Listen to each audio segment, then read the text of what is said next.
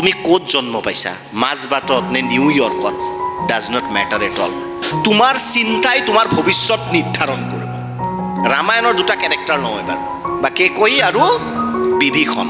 মই কি ক'ব বিচাৰিছোঁ এই উদাহৰণৰ জৰিয়তে, পৰিৱেশ, কলেজ, মই ক'ত জন্ম পাইছোঁ, মোৰ দেউতাই কি কৰে, এইবোৰে আমাৰ ভৱিষ্যত ডিটাৰমিন নকৰে। এই চিন্তাটো লাগিব। আমি মাজবাটত জন্ম পাইছোঁ, গতিকে আমি ইমান নাভাবোঁ আৰু আমি মাজবাটত পঢ়ি আছোঁ, হ'ব আৰু কিবাকৈ BA টো পাছ কৰিব পালে হ'ল। বিভীষণ ক'ত জন্ম পাইছিল? ৰাৱণ ৰাজ্যত। ক'ত জন্ম পাইছিল? কিন্তু তেওঁৰ চৰিত্ৰ কি আছিল? ভাল।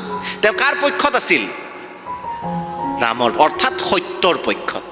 বিভীষণ ৰাৱণ ৰাজ্যত জন্ম পাইছিল, কিন্তু কাৰ পক্ষত আছিল? এবাৰ জোৰে কৈ দিয়া।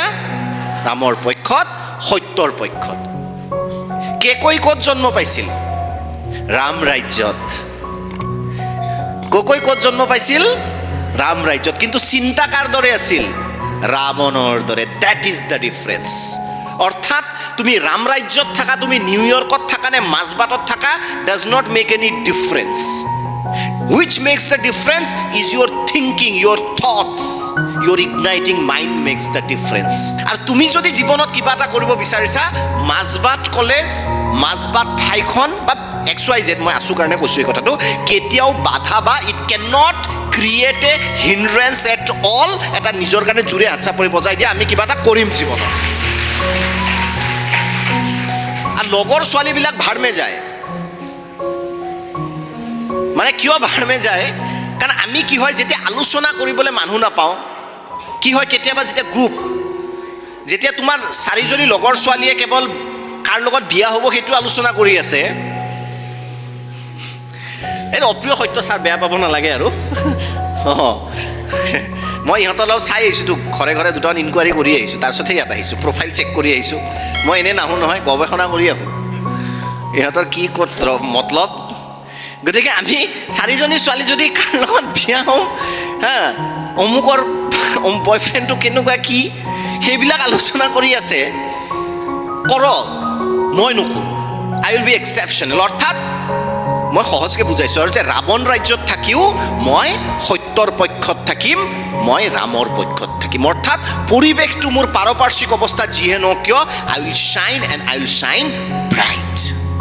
That determination should be in your heart.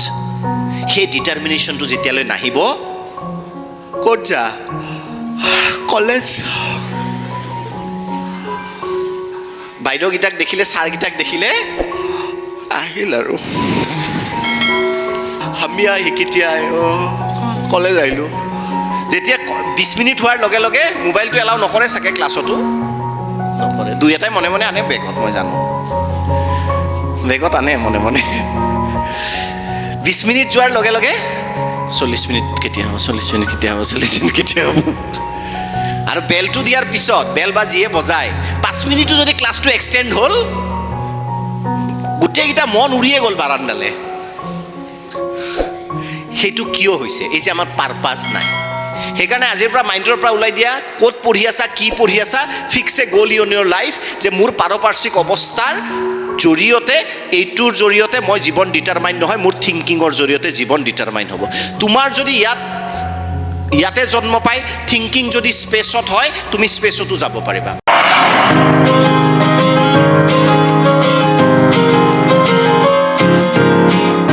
Dipak শৰ্মাৰ ভিডিঅ'সমূহ নিয়মিত ৰূপে পাবলৈ দীপক মটিভেটৰ চেনেলটো ছাবস্ক্ৰাইব কৰিব